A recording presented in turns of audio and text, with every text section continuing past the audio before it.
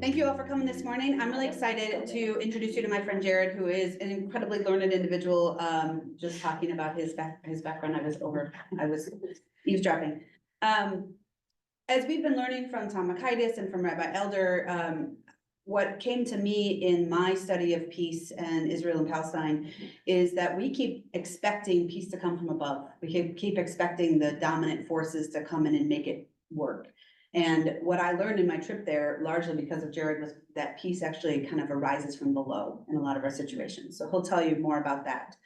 I want to say a few formalities. I'm going to send around a sign-in sheet because I'm trying to get a handle on who's here and how to make sure that we keep track of you.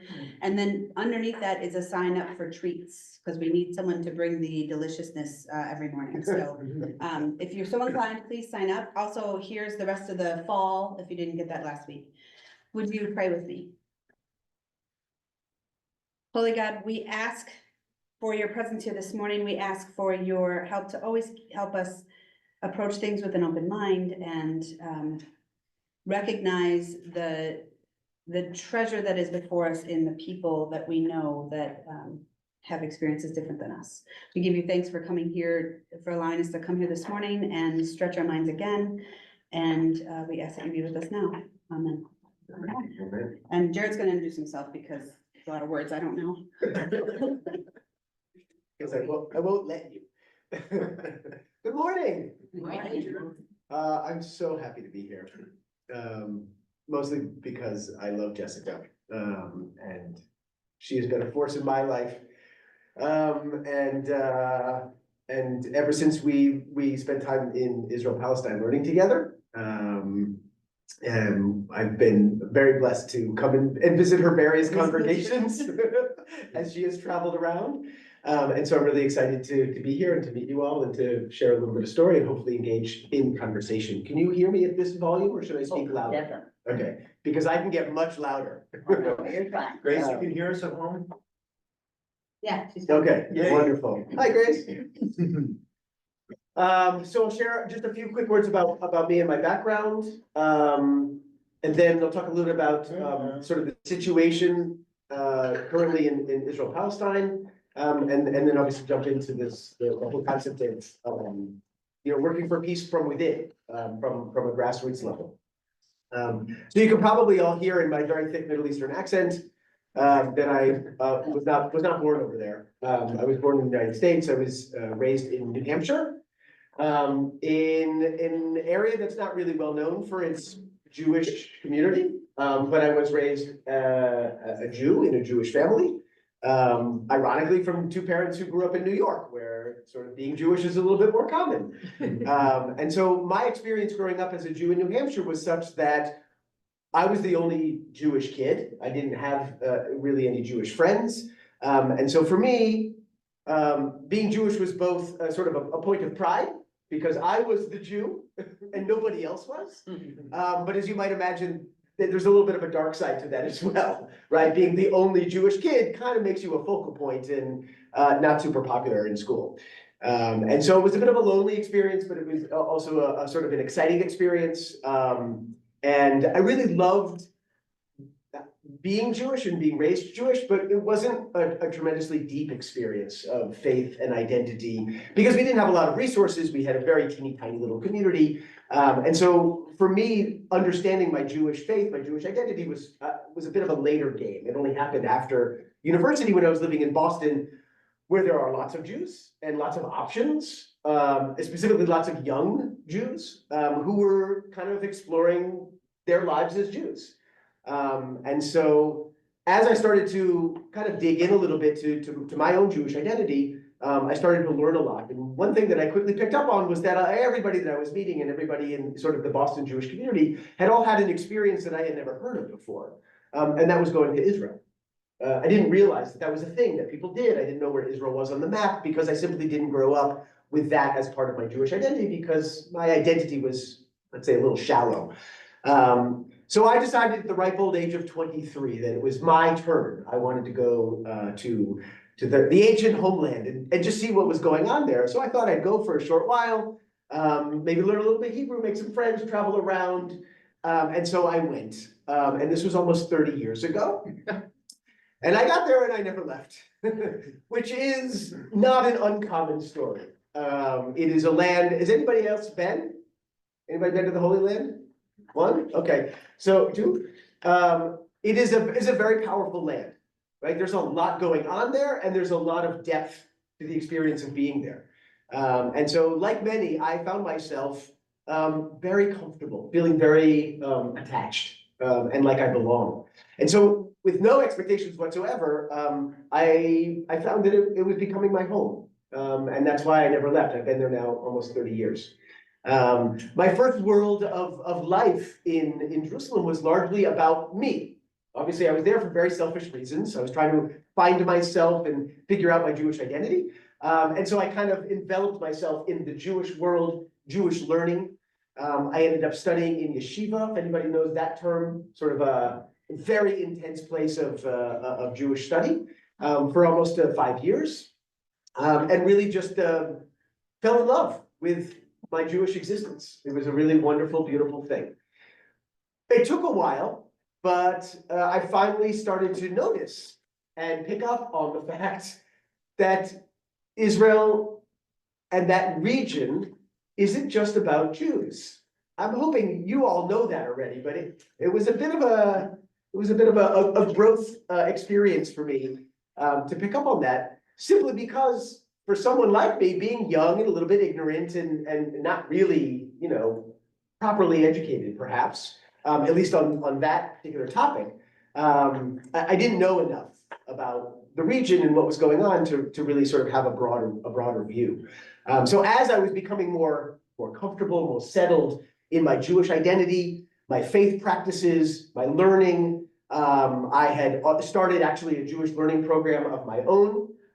So I was just deeply entrenched in this wonderful, what people often term Jewish Disney World, right? Because everywhere you look, especially in Jerusalem where I live, there are lots of Jews, right? So when you go out to dinner with friends, it's a Jewish thing, right? When you go on a date, it's a Jewish thing. When you celebrate Independence Day, it's a Jewish thing because it's the state of Israel, right? And so it took a while for me to get out of that bubble. And as I started to look around, meet more people, and really get to know the land in which I was living, it was obviously clear that there were lots of non-Jews, and that the relationship between the Jews and the non-Jews was kind of tense,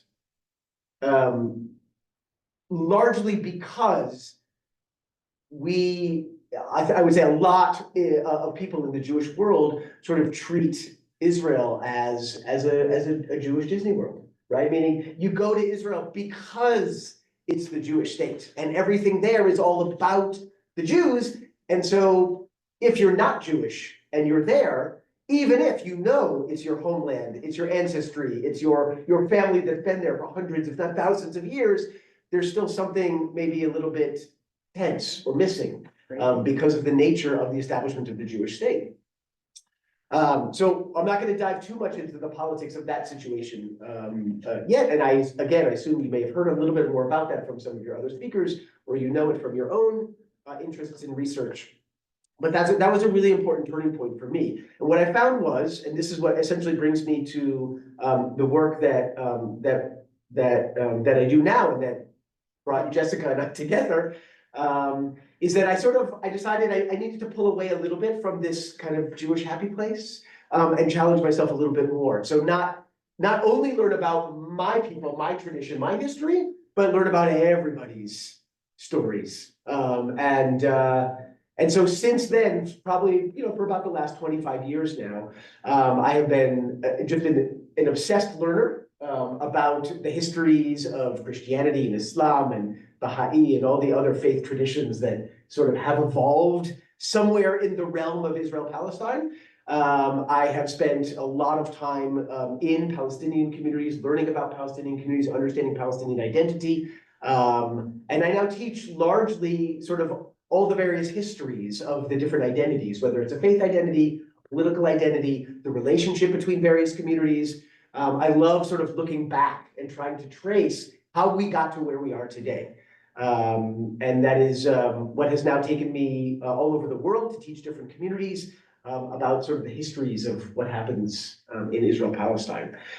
And the final point that I'll make before jumping into really the topic here is that obviously as now I would call myself a deeply committed Jew.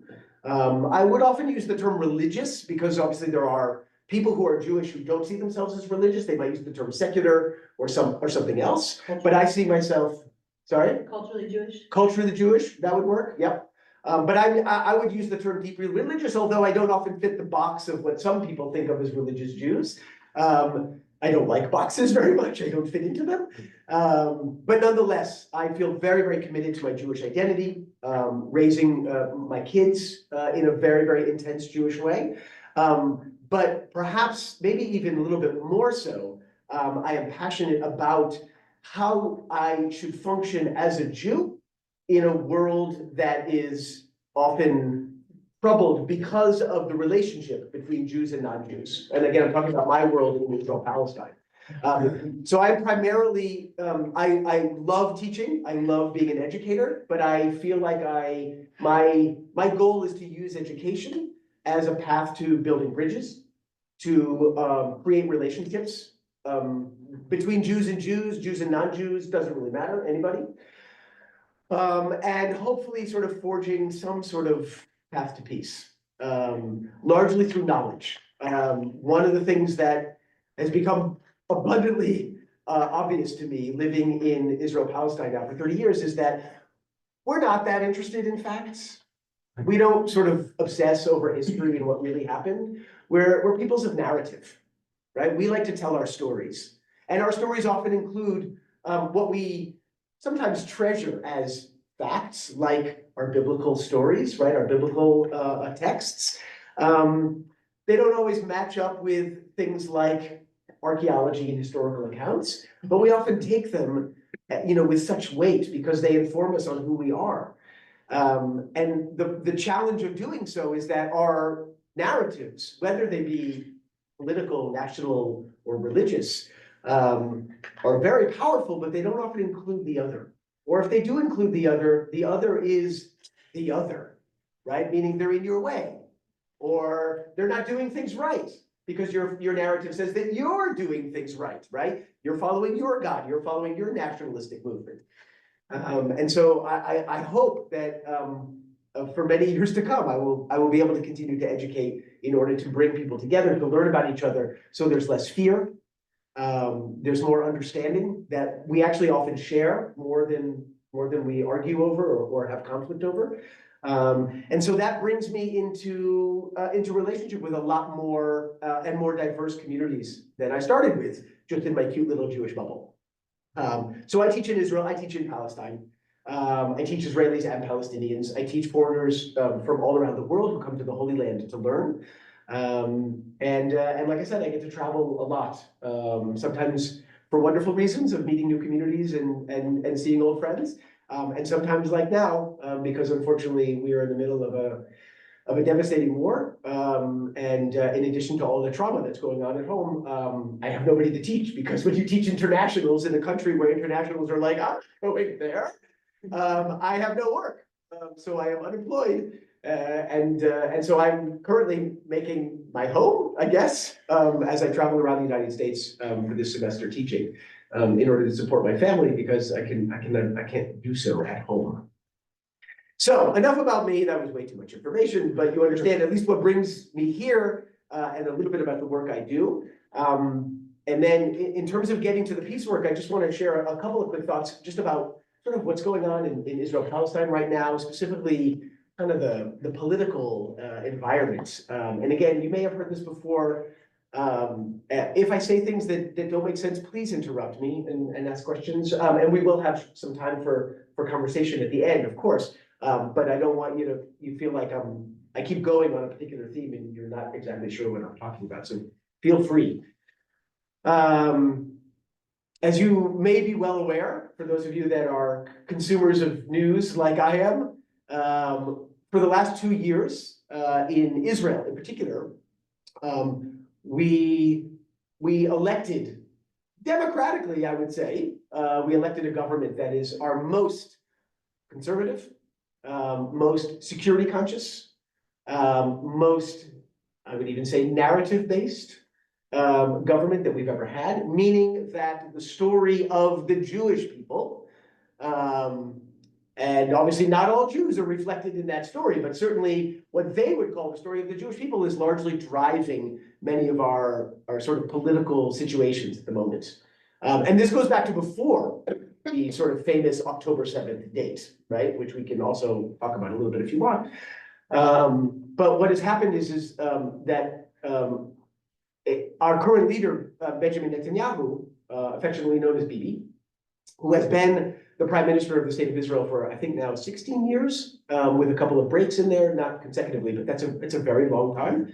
He is probably one of the most successful politicians in the history of the state of Israel, if not the history of the world. He is often beloved as a politician because he is very successful in doing what politicians do, right? Which is basically just keep getting elected.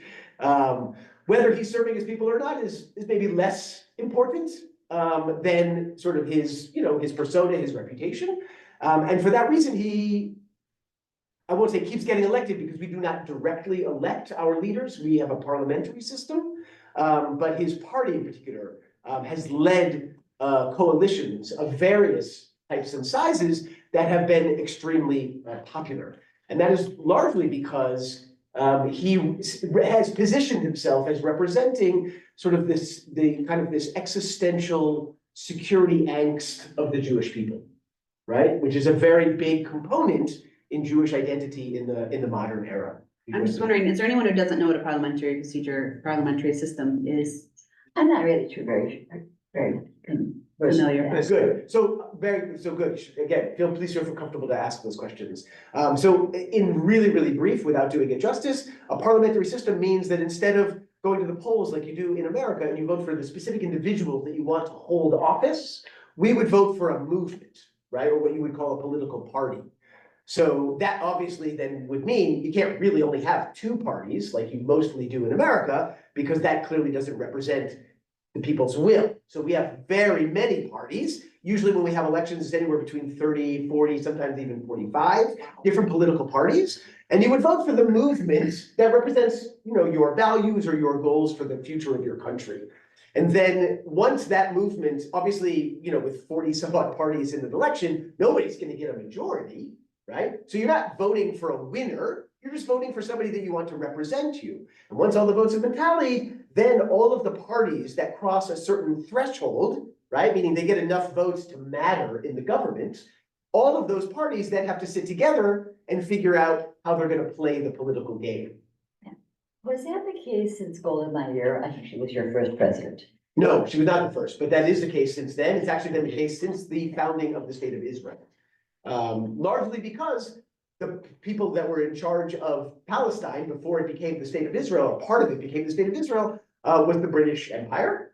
And they operated on a bit of a parliamentary system as well. So we sort of inherited some of our governmental forms and processes from our predecessors.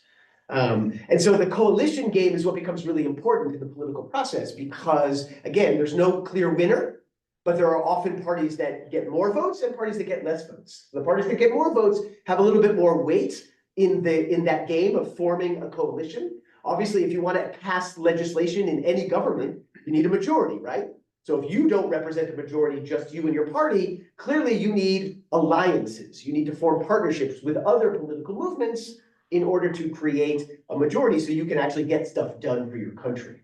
And so that means that when we go to elections, we all know that the party we vote for is not going to win. There is no winner, but we want to sort of position them with as much strength as possible so that they have sort of a strong negotiating point and can then form those alliances more than likely you would expect with parties that share maybe a value or two or more.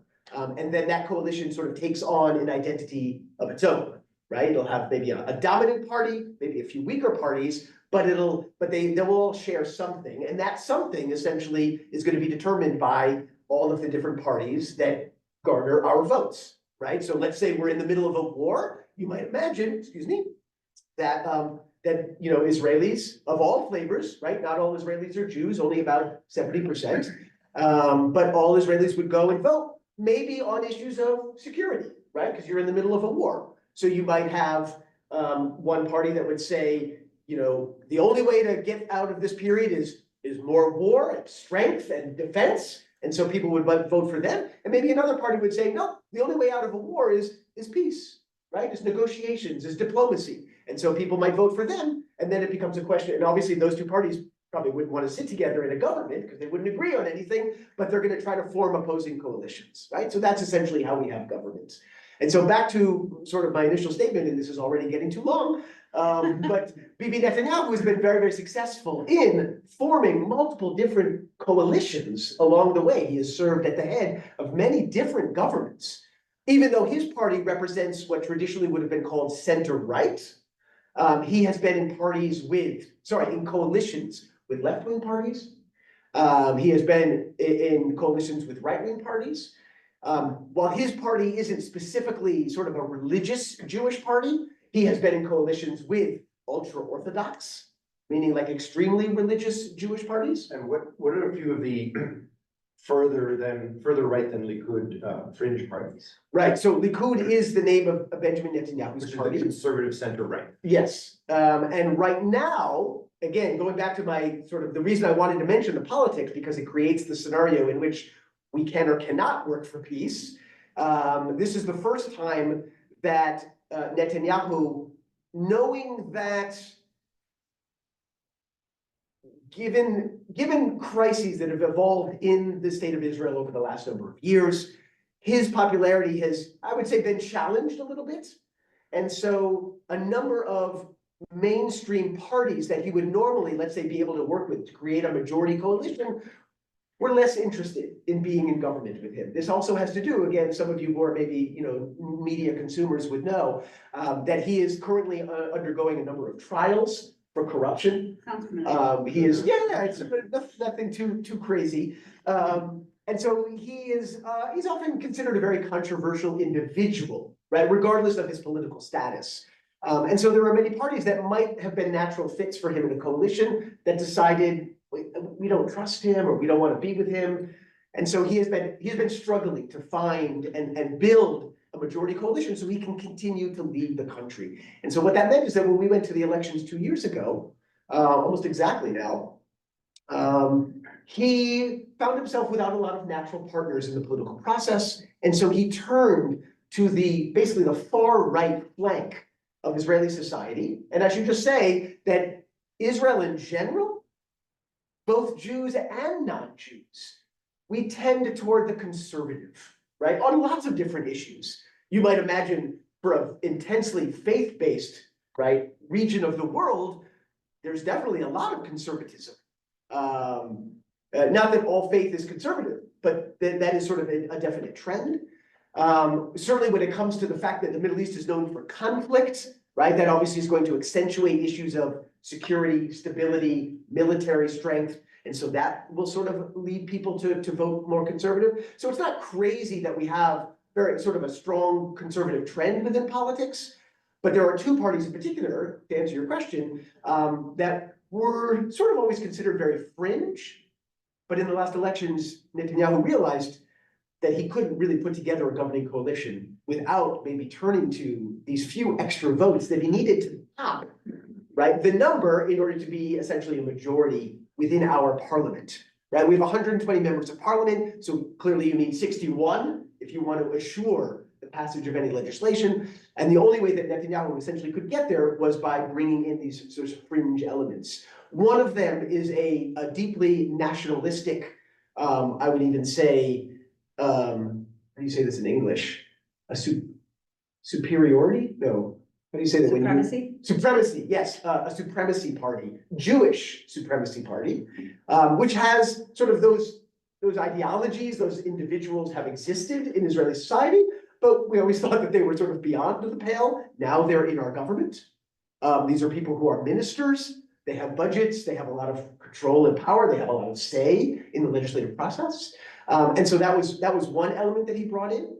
Another element was the far right Jewish religious, nationalistic religious sort of world, where they are not only interested in the supremacy of the Jews in Israel, but they're also very intent on sort of key religious issues. Because I should have mentioned this, in Israel, religion and politics are very much intertwined, right? We do not separate between church and state like you pretend to do in America, okay? I realize that's a very contentious topic, but just know it's so much more contentious over in my neighborhood, because we don't make any bones about trying to separate the two. The two completely overlap. And so it's more for us, it's more of a question of how do they overlap, right? What does that mean? How does that function in politics and in society? And so most of us are just accustomed to it. Many people are even okay with it because it means sort of very public governmental support for religious expression, budgets, right? Meaning those of you who might be struggling to keep a church community alive, we don't have to worry about that. Our government pays all the bills, right? So there's something very beautiful about having publicly supported, faith communities and traditions, but obviously that has a dark side as well, right? Who gets the money? Who gets more money? What communities are supported? What communities are not supported, right? Jew versus non-Jew. Those are all obvious issues that come up. And so here we now have ultra-nationalist kind of a political movement that is part of our coalition and ultra-religious political movements that are now part of the coalition, right? Meaning they are all now making decisions on behalf of the rest of us, even though up until that coalition moment, those parties were considered very, very fringe. They didn't necessarily do super well in the elections, right? They only represented, maybe 2, 3, 4 seats. Sorry, it has to be at least 4. So they were like 4 seats out of 120 seats in our parliament. But for a theocracy, basically.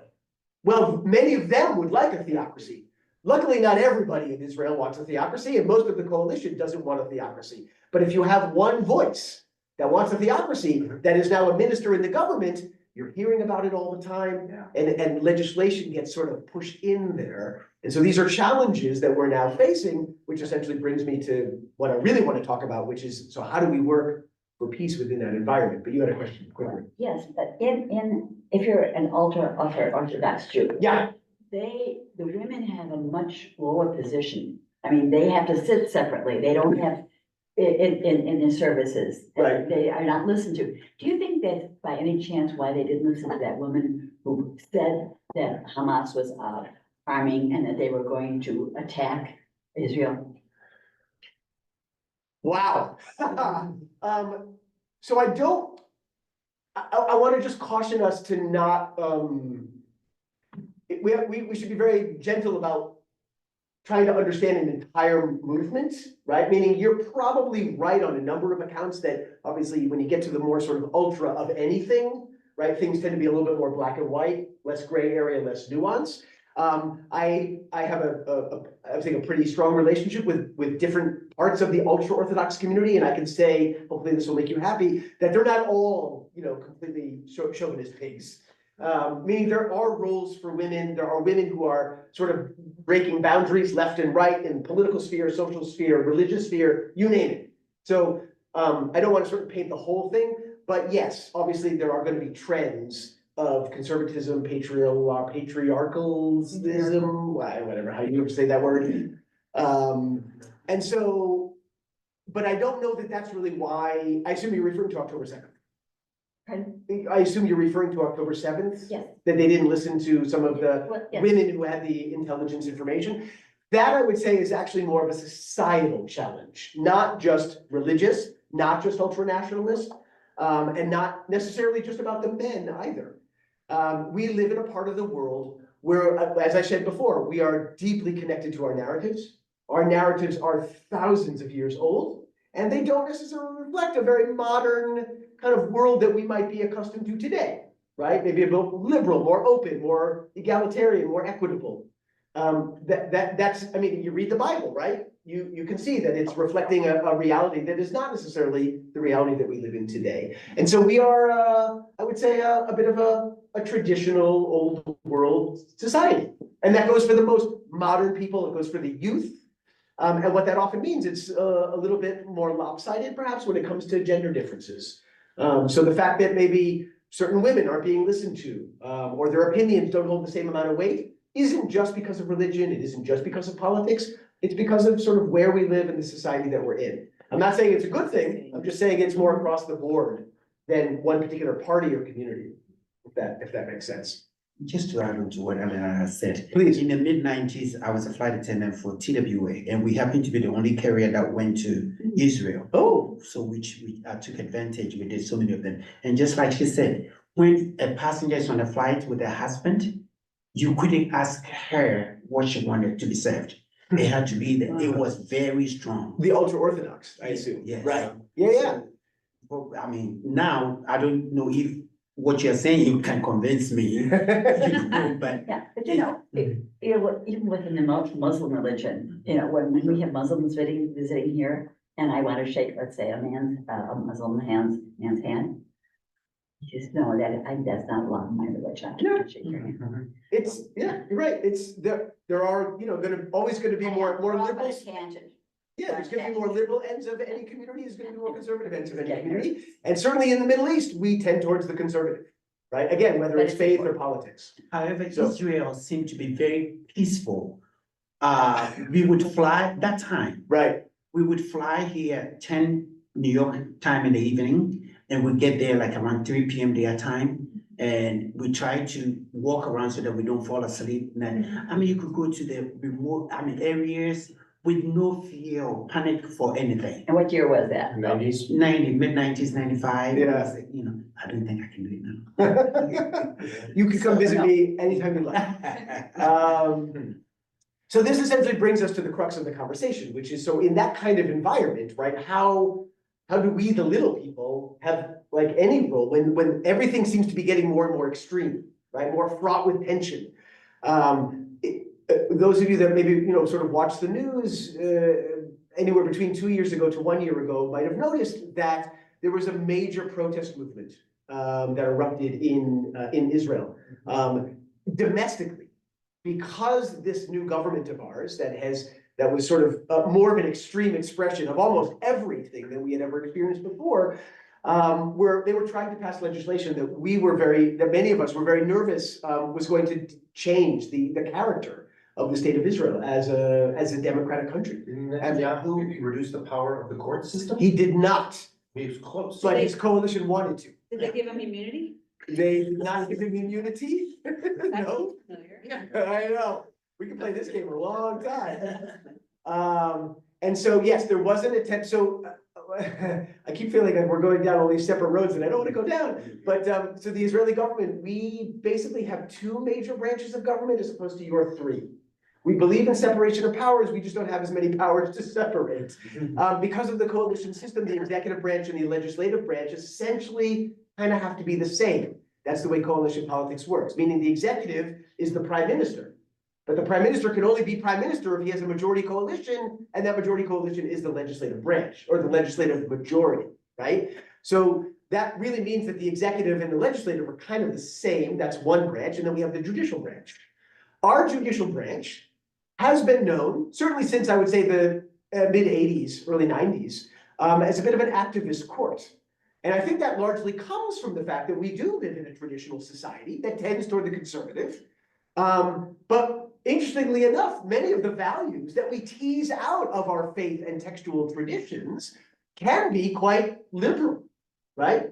2,000 years ago, our oldest Hebrew biblical texts tell us that, yeah, even though the boys always get the birthright, for example, right, when a father dies, that maybe there's a role for a woman to inherit a birthright as well. It's in the Bible. And so even though we might not see our ancient texts as like super women friendly, right? Which often they're not, but there are moments where we even tease out some of those standards and practices and ethics, and we can embrace those. And our legal system has often done so, not necessarily because of biblical text, but just along the way, the development of human society. Our legal system has often kind of stood up for the little guy or the little girl, right? Whoever the case may be, stood up for the non-Jew in a majority Jewish, state, for example. And so our courts became known as kind of the avenue to challenge the government, which is obviously partly what they're there for anyways. And not only that, but we sort of had a trend for a while where we had a number of very well respected but somewhat liberal justices who were in the court system. And so we kind of had this, we maybe only had two branches of government that were separated, but they were sort of fighting themselves at odds with each other on many different issues. Often, I think, for the good of society, right? Meaning that isn't that a sign of a healthy society? If we all agreed on everything, that wouldn't be good. So we should challenge each other, learn from each other, and try to make our way forward. Hold on one second. Oh, hold on one second. I will. And so what that meant is that there are a number of movements, right, that may have been hidden by a very loud and dominant political atmosphere, were able to kind of come out of the woodwork and shine, largely because they had recourse if they felt that there were injustices in society.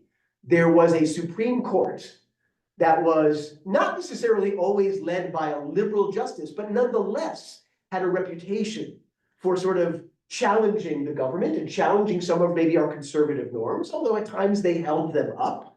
And they provided an avenue for grassroots movements to really sort of shine a little bit. That on one hand, you could do the work that you believed in on the ground and try to change one mind at a time, but you also maybe had a path forward by going directly to the highest court of the land. Because we're a small country, we don't have sort of this bulky, diverse court system that sometimes works and sometimes doesn't, right? Like in the United States, but we're a teeny little country. And so any citizen who wants to can go directly to the highest court of the land and challenge the government.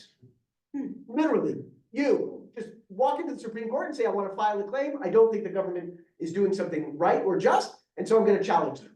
That's a right that every citizen has. And so you can imagine what that would do for a teeny tiny little grassroots movement in giving them a little bit of energy, right? And encouragement to be able to maybe change things on the ground as they would like to. And so that gives birth to I want to give a number of examples of that and talk about how it's hopefully helping us work for peace, even in the most extreme political atmosphere that we've ever experienced in the 75 years of the state of Israel. And how many women are in the court and in the government?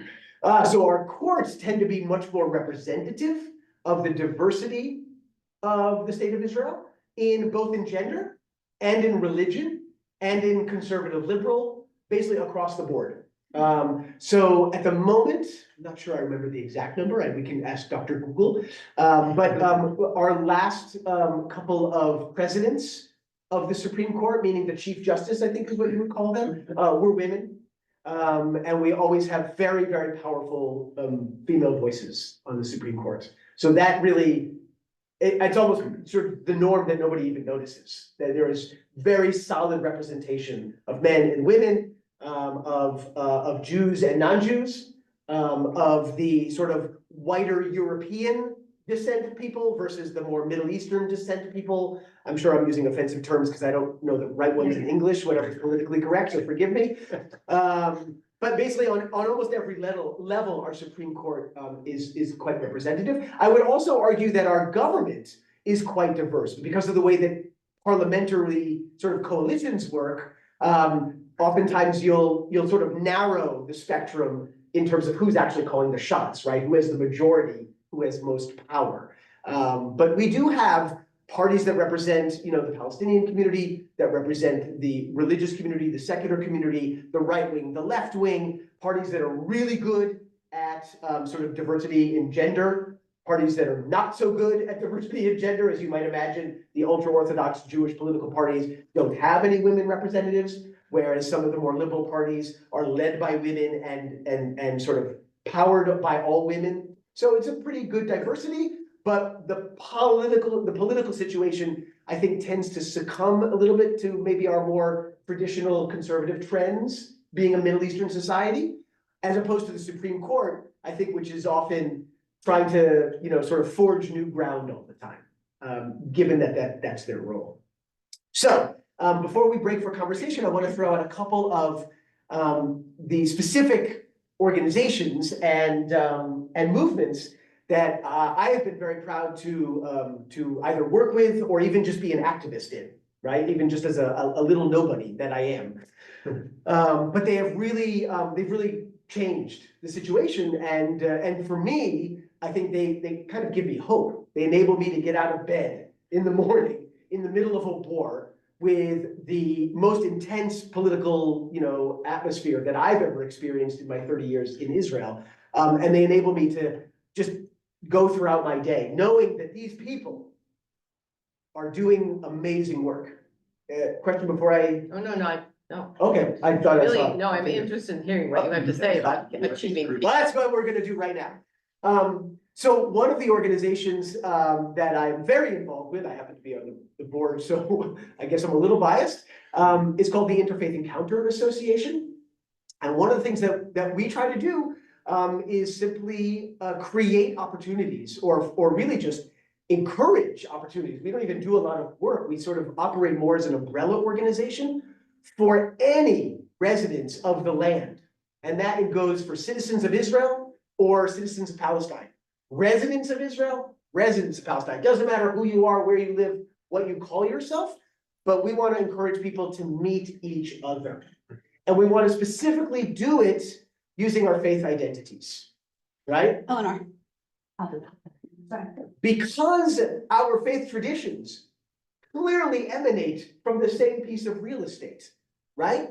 The whole Abrahamic monotheistic tradition comes out of this land. Whether it happened or not is a whole different historical question. But certainly the narrative comes out of that land, and that gives us Judaism and Christianity and Islam and Baha'i and all of the other monotheistic faith traditions. And so if we share maybe some common ancestors, if we share a relationship to the same land, maybe even we share some of the same prophetic traditions, why shouldn't we just sit and talk and learn from each other? And so the Interfaith Encounter is exactly that. We just try to encourage and sometimes help facilitate people to get together and chat. They could literally be neighbors who don't know each other. They could be people from different sort of political parties or political communities that want to kind of meet each other and hear about, what's your story and why are you the way you are? It could be a boundary issue, right? Meaning somebody in Israel and somebody in Palestine who would love to get together, but because of political realities, they don't know how to cross those boundaries. And so we help with that kind of thing. So it's really just an opportunity to engage with each other, right? Clearly that is going to do, or at least in my eyes, it's clear, a lot towards eliminating the fear that many of us operate within in this sacred land, right? When you have a narrative that often says, you are the chosen people, everyone else is out to get you, right? But I, the Lord your God, am on your side. It might be a really beautiful story, and I have to own it because I also want to claim that as my story.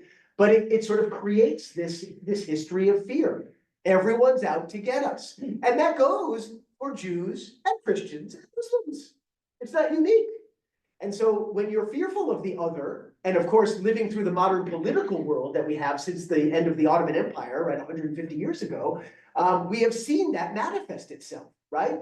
Riots, massacres, wars, conflict, you name it. In the Middle East, we're kind of known for that, which really sucks, right? But that's one of the things that people know about the Middle East. It's always charged. So if we can learn more about each other, right, and limit the unknown factor, which only increases fear, right, then we feel that that is definitely a path towards changing the reality on the ground. And these are the most innocent of experiences and venues, right? There's no direction, there's no goal, there's literally nothing other than encounter. If you want to get together and talk about your kids, great. You want to study religious texts, great. You want to talk politics, fantastic. It doesn't really matter. We just want to try to facilitate people of different faiths coming together. I myself started a Jewish, Christian, Muslim, New Testament study group, right? People don't, no experience necessary. You want to just explore what the New Testament is, or maybe you grew up with it, but you want to sort of watch a Jew read the New Testament. Fine, you come and we'll study the New Testament together. I'm now in the process of starting a Quran study group. You can probably tell I'm a bit of a geek. I like to study things. And so I'm hopefully going to bring together Jews and Muslims to learn the Quran together. And it doesn't require a professor. There's no teacher in the room. It's just people reading texts and asking each other questions. So that's one example of some of work that can be done. It's not very spicy work. We do not ever go to the Supreme Court to challenge laws in the state of Israel. It is just an opportunity to do what naturally we struggle to do in our society. Again, being a narrative-based world, we tend to kind of feel comfortable in our bubbles. That's not unique, obviously, to the land of Israel, Palestine, but it is something that we do all too well. And we need to sometimes get out of those bubbles and meet other people. There were a couple of hands, yeah. Your bubbles are also somewhat reinforced, right? By, can you say a word about what is there to keep people from having relationships? Yeah, well, I mean, I mentioned just as an example, cross-boundary work, and I'm gonna give another example of that in just a moment. You know, the sort of political, legal, military realities in a world of conflict make it very, very difficult sometimes for people to meet. And so not surprisingly, some of our biggest successes, specifically in this organization, the Interfaith Encounter Association, have been over Zoom. You know, using technology to kind of outwit some of the, you know, the strictures that are in place. You're not gonna call a meeting in Beirut next week. Say it again? You're not gonna call a meeting in Beirut, you might as well do it on Zoom. Exactly, right. So sometimes if you want to get to know people and you don't have physical access to them, you just need to be a little bit creative. One of the things we've also done, and I'm not quite sure how we were successful at this, I'll give credit to the people who work in the office, is we have a very good relationship with the particular military authority that issues permits to Palestinians to leave the West Bank, right? Palestine, the bulk of Palestine, and cross into the state of Israel. Normally, you can only do that with a work permit or some sort of like diplomatic visa, or maybe a travel document, right? Meaning if you're leaving the country. Whoops. All right, it happens. Yeah, but so because we are sort of known to be very innocent, right? Very simple people, we have no kind of political voice. We just like people getting together. So the military authority doesn't really say no to us that often. Obviously in times of crisis it changes, but generally speaking, we are able to apply for Palestinians to receive permits that they wouldn't normally be able to get on their own, so that they can come and go to a meeting. Literally just to sit and have coffee with somebody they've never met before and who represents a totally different community. And somebody that without that permit, without that cup of coffee sitting in the room, they would probably see as their enemy, right? Because they're on the other side of the wall, the other side of the military force, and they're an unknown. And if they're an unknown, they're probably trying to kill them, right? That's often how things work. So we are able to facilitate those encounters to create more knowns, so that you know the name of the person, you know they're not out to get you, and they're actually interested in learning from you, just like you might be interested in learning from them. It seems so simple, and yet it's a bit of a process, specifically because of the nature of the land in which I live. In my life, Yeah. I grew up in an area of Chicago where the high school was 82% Jewish. So I have some very good Jewish friends. One even from fourth grade, from a feeder school, who lives in Long Island, and it's like, you know, we pick up the phone, and it's like, we just saw each other, you know, an hour ago. And I also have a dear friend, who is a foreign student of ours, who was born in Palestine. And after the war of 48, his family left because they didn't feel that the situation was going to improve at all. Looking at the situation there, it seems, and we have several families, couples here in our church who have visited Palestine in the last 8 years. And we're kind of appalled by the inability of their little tourist group to move around easily, sometimes not only having information a few minutes beforehand that they were allowed to go somewhere. It seems to me that many years ago, decades ago, that the movement of the Palestinians into Jerusalem was much more, I mean, they didn't have to have all these permits. But what really worries me is that how can you have a discussion when financially and concretely, the Israelis are continuing to build settlements in the West Bank? It's hard to talk when you see these things. Yeah, I agree, it is. And again, I think that's one of the things I love most about my work with the Interfaith Encounter Association is that we try to ignore as much as possible the realities around us, just for starters, not because those issues aren't critical to get to, but because the first thing we need is to know each other. We need to encounter each other. And so, for example, we have a number of groups groups, not just one, a number of groups, where Jewish settlers in the West Bank sit in a room and have coffee and chat with their Palestinian neighbors. The Jewish settlers generally fear Palestinian terrorism. The Palestinians fear what they would call settler colonialism, right? Both of them see each other as an existential threat. And yet, through our work and building up a reputation for not sort of clouding conversations or relationships with all the politics at once, but rather just getting people to know each other, there are groups of these people who maybe would have been enemies otherwise are now sitting in the room. And our hope is that by breaking down some of those stereotypes and boundaries, they're able to go back to their families and their communities, talk about the humanity of each other, and then hopefully, obviously with many other grassroots organizations and movements, right, join forces to change larger societal challenges like building settlements, right? What is the viability of the future of the Palestinian people if there's no land to work with, or if you have other people who are constantly getting in your way? That's a very serious issue.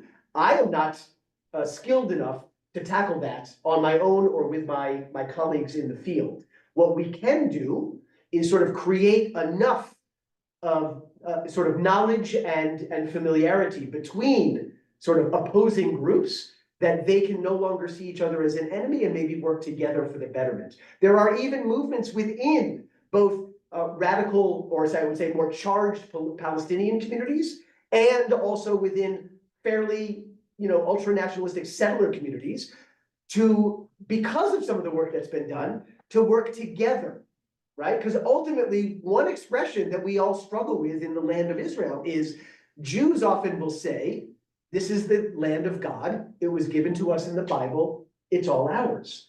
Palestinians will often say, this is the land of God, right? It was given to us partly because of the entirety of the Middle East was, the land of Islam.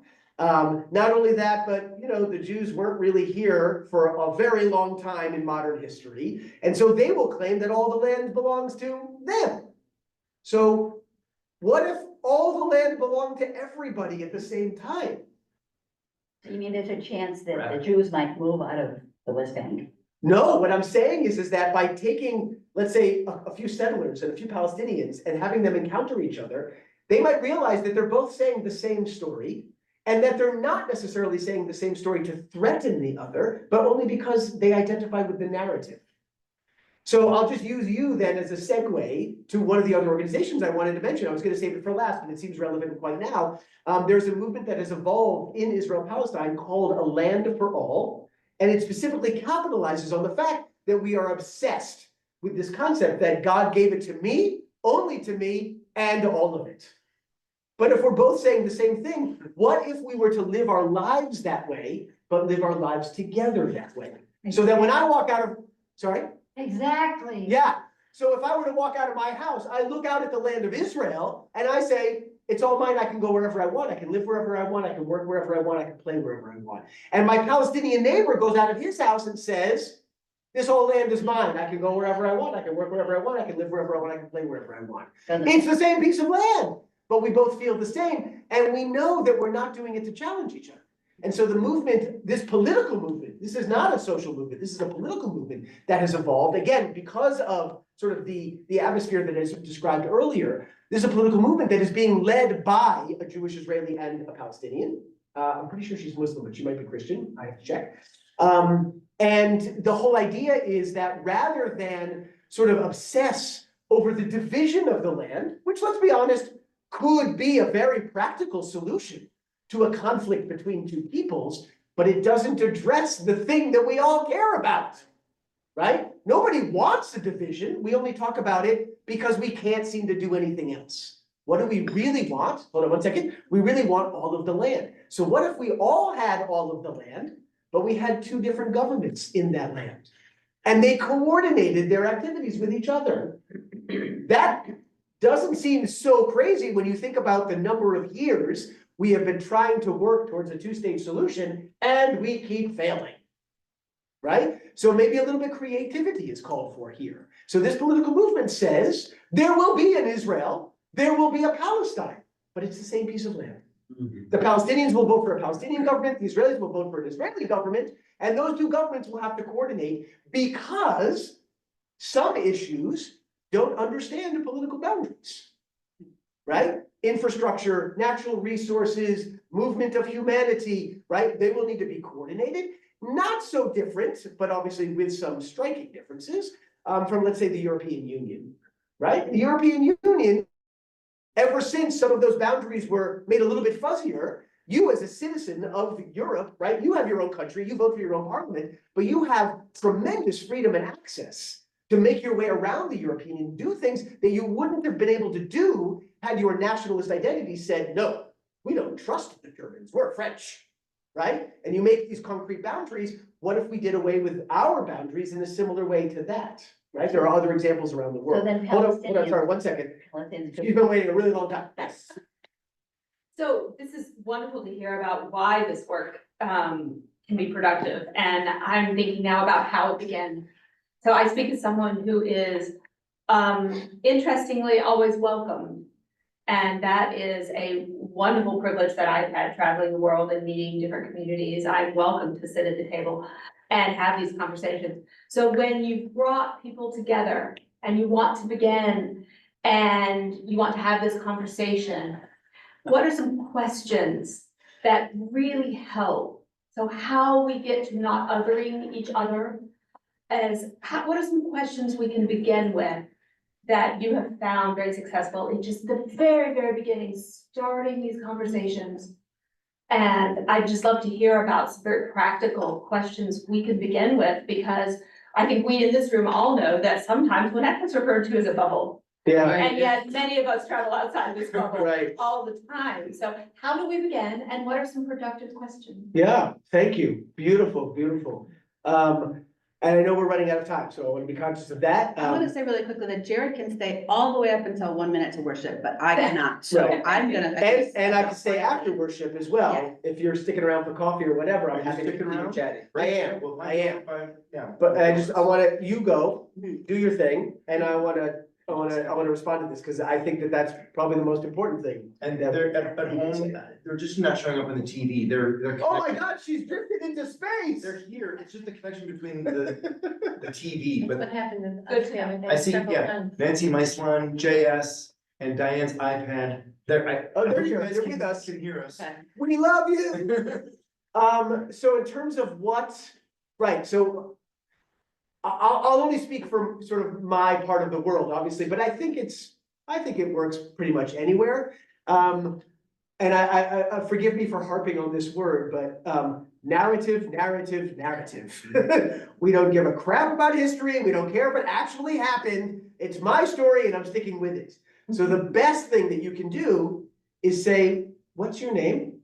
Tell me your story.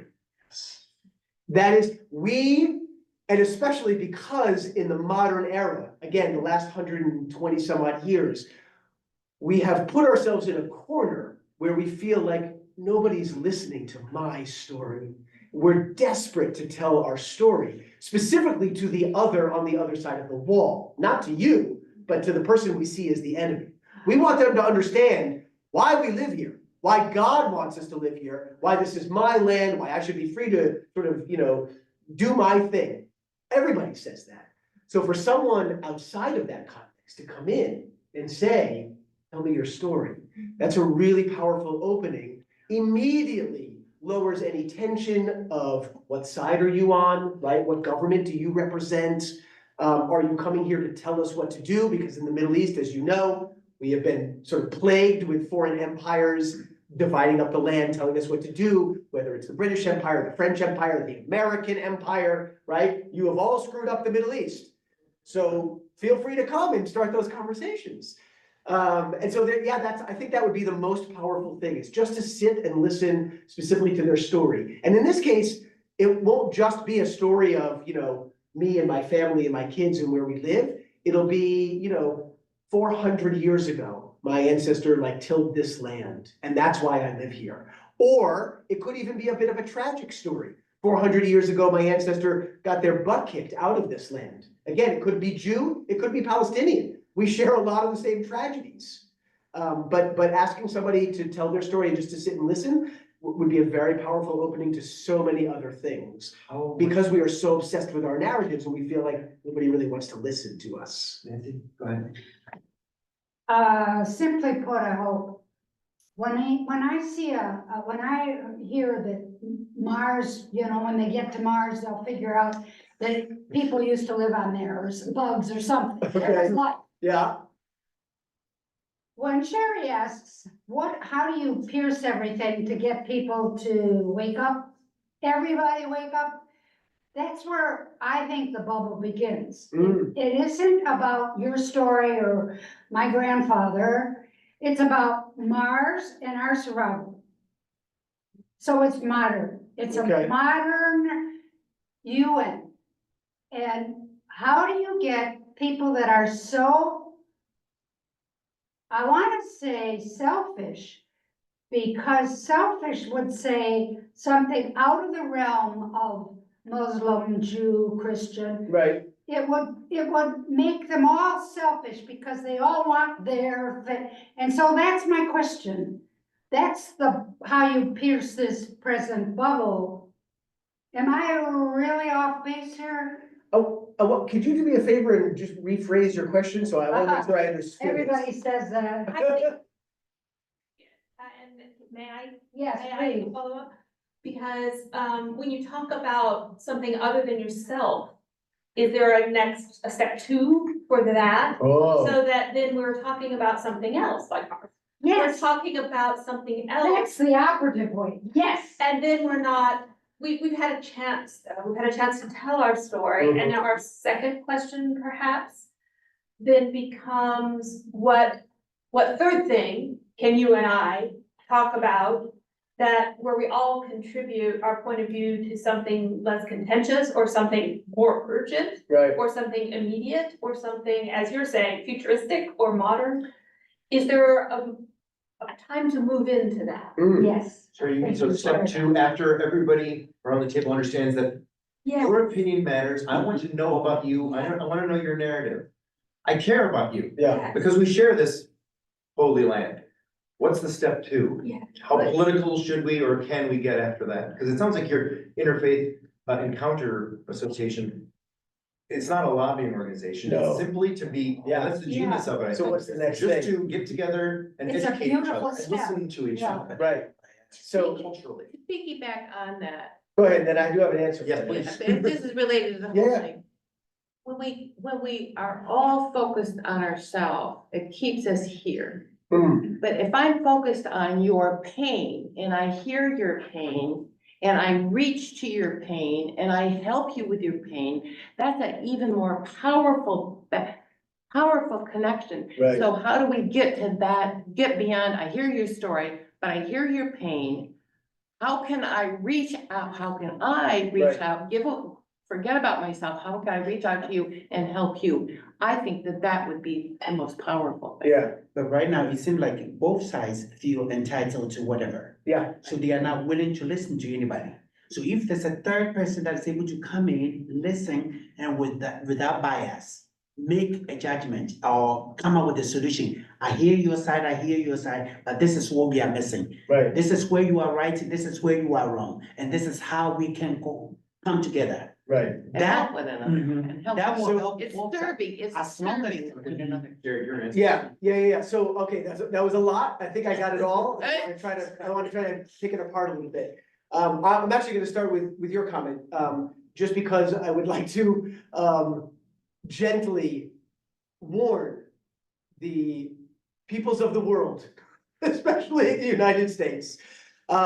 There is something very beautiful about being the most powerful country on earth and having tremendous influence in other, sort of other parts of the world. And not only that, but to have the resources to help out.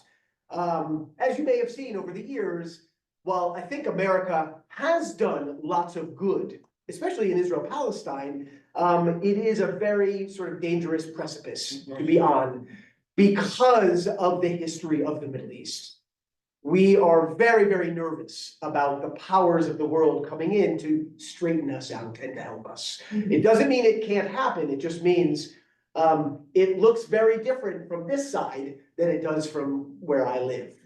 So just be very wary of that, meaning you have tremendous power and influence. It can be used for good, but tread gently. And I'm going to give you a specific as well that I think will sort of connect to what's going on, what the questions and comments that you shared. The most important thing that I think needs to happen next as step 2 is that once we ask each other, whether it's you or even locals talking to each other, once we ask each other, tell me your story, we then need to find movements and organizations or create those movements and organizations where our local leaders, even on the lowest grassroots level, not politicians, not Supreme Court justices, just normal people, will create some sort of process for moving forward with all of those stories together, all of them together, right? So for example, the Interfaith Encounter Association, we don't do that. We want to create the environment where people can come together and just tell their stories and learn from each other and just get to know each other. But the political movement that I mentioned as an example, right? They're not necessarily just about getting people together and talking. They want to change the political atmosphere, but they're only willing to do it with an Israeli director and a Palestinian director, putting forth both narratives at the same time, right? Unfortunately for you, for all of you, that's something that needs to come from within.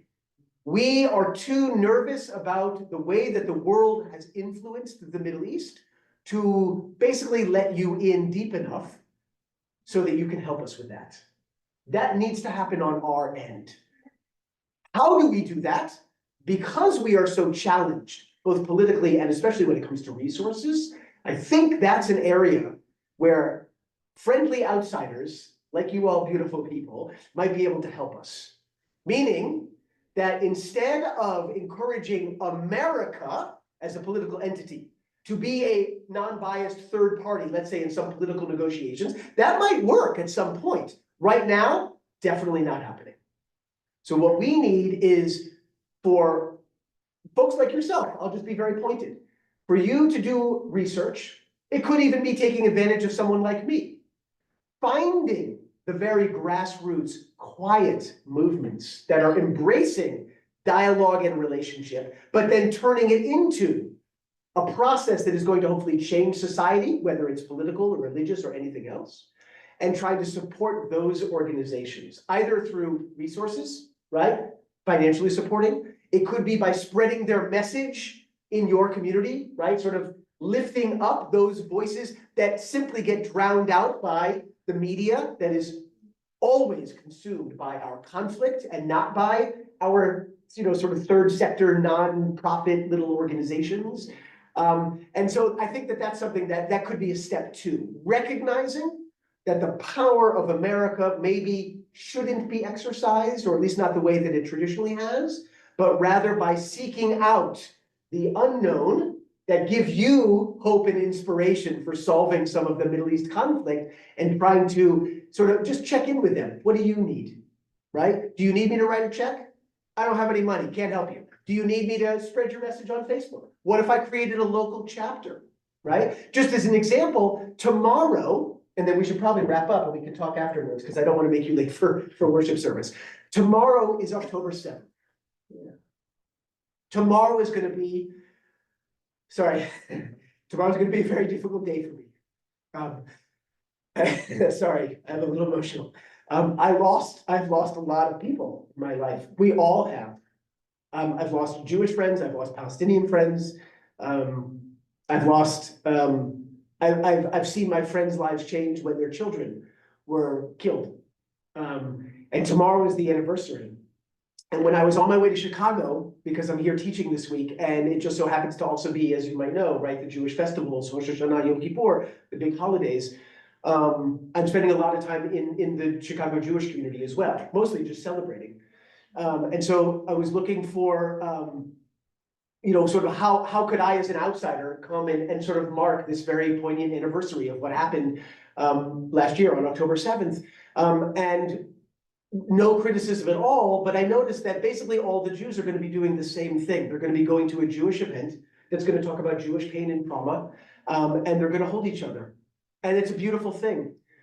I'm not sure that that's gonna answer my needs. Because of the work that I do, I need to be with not just Jews, I need to be with other folks as well. And so I simply Googled one of the organizations that I'm active with back home called Standing Together. It's a grassroots movement that simply protests Jews and Palestinians together because we're all suffering from this trauma that has taken over our lives for the last year. And what do you know? I found the Illinois chapter of Standing Together. I didn't know that Standing Together was here, but I simply Googled them and somebody started a chapter to support the work that we're doing over there at home. And it turns out they're gonna have a ceremony that's gonna bring together not just Jews, but Jews and others who want to commemorate all of our tragedies and all of our trauma. Not that anybody is doing it right or wrong, but we each have different needs. And so kudos to whoever in Illinois decided that I'm not going to necessarily petition my government for either more or less military aid to one side or the other, which could be important in a different sphere, but I'm going to start a chapter of Standing Together. And I'm gonna lift up those voices of Jews and Arabs in Israel, Palestine, that are doing things a little bit differently that would otherwise be unknown to the state of Illinois, right? And so thanks to whoever that was, I have no idea, right? There's now something that you can do as a step 2, right? To answer that question, you could get involved with some of these ways of hearing each other, listening to each other, learning about each other. I feel like we should stop. What I'm hearing is to value the quiet and small. Yeah. Whereas we so often reach for big, noisy, impact, bang, I wanna do the Yeah. biggest thing I can do, I wanna start a foundation, I wanna change the world. Right. But the small, quiet listening is what I'm hearing. Yeah. From you, that we should really value where you were at the beginning, the peace comes from the ground up, like water springing out of the ground. Yeah. These small, quiet things should be valued. Thank you. And in a small way, another comment, it's when you're really small, you get into Freudian stuff, which is one of the keys to this whole problem of people who think they are, people who have this idea of who they are, Yeah, but they aren't. right. There's something in the middle that's the truth.